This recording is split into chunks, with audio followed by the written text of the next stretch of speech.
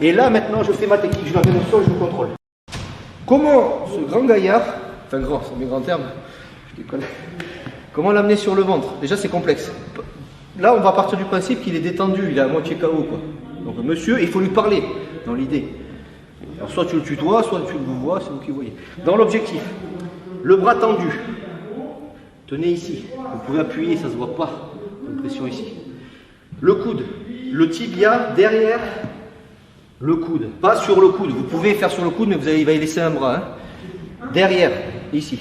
Point de pression, il y a les tendons de Golgi. On frotte ici, il y a un point de pression. Le tibia.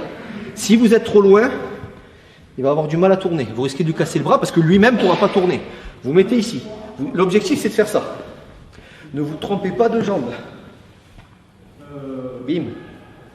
Verrouillez ici. Le tibia ici, très proche de lui. Et là, vous testez déjà doucement, sans l'éjecter. Normalement, ça c'est militaire. Bah, le mec, il va peut-être aller sur le ventre, mais il ne s'attendait pas à y aller aussi vite. Donc dans l'idée, c'est ça. Voilà, réaction et on recommence. Doucement. Il souffle. Et on recommence. Regardez bien, ça c'est de la précision, c'est pour ça que c'est pas facile. À partir du moment où le mec il se laisse pas faire, il plie le coude, c'est très très difficile. Vous pouvez essayer de faire autre chose.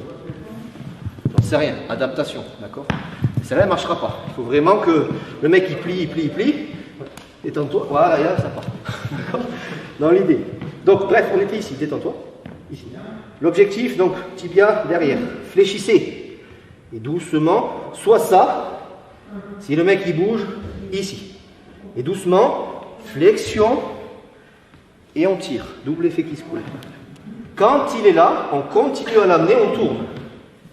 Faites gaffe aux alentours, évidemment, ça se fait en une seconde. Bouge pas, c'est pas fini, mon ami. Et là, doucement, vous mettez le bras plat et vous contrôlez ici. Et là, on est bon. Hein. Une fois qu'il est par terre, il est dangereux, c'est pas grave. Boum! Et là, maintenant, je fais ma technique, je l'amène au sol, je le contrôle. Si vous faites ça, il suffit, vu son gabarit, il va tirer, attraper sa main. Je pars avec lui. Hein. Donc déjà, vous surfez, hein, vous gardez votre poids de corps vers l'arrière pour pas qu'il vous ruine. Mais ce qu'il faut faire, c'est ça. Vous êtes ici, dans l'optique, vous êtes là, vous l'avez fait tomber. En une seule fois. Stop. Là, je suis positionné. Je suis calme. Voilà. Si vous faites, c'est normal, hein, si vous faites ça, lâchez et cassez-vous. Ça ne marche pas. Il faut que votre plan A, B, C ou D, il y a 2-3 secondes pour qu'il fonctionne. Ça ne fonctionne pas, ne cherchez pas plus. Faites autre chose. Trop risqué sinon. C'est un conseil. Donc, je suis là. Et là, j'en profite pour tendre. Je mets ma deuxième main. Et en une seule seconde, je suis là. Et là, je suis positionné. Autre chose, plus vous êtes haut, et plus le mec va se barrer. Plus vous êtes au milieu, et mieux c'est. On essaye ?